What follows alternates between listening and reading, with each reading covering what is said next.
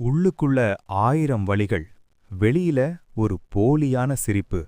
ராத்திரி தூக்கம் வராம நெஞ்சில ஒரு பெரிய பாரத்தோட இருட்டுல தனியா உட்கார்ந்து அழுத நாட்கள் எத்தனை? உனக்கு ஏன் இந்த நிலைமை தெரியுமா?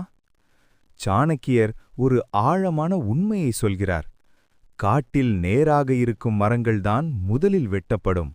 அதேபோல யார் ஒருவன் அதிக பாசத்தையும் உண்மையான அன்பையும் மற்றவர்கள் மேல் வைக்கிறானோ அவன்தான் இந்த உலகத்தால் அதிகம் காயப்படுகிறான். உன் கண்ணீருக்கும் உன் உண்மையான அன்புக்கும் இங்கே யாருக்கும் எந்த கவலையும் இல்லை நண்பா.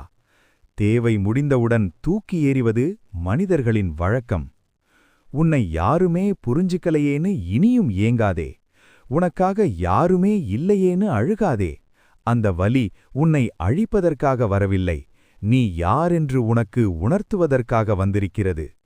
ஒரு இரும்பு நெருப்பில் சுடப்படும்போதுதான் அது உறுதியான ஆயுதமாக மாறும். இனி முடங்கிப் போனது போதும்.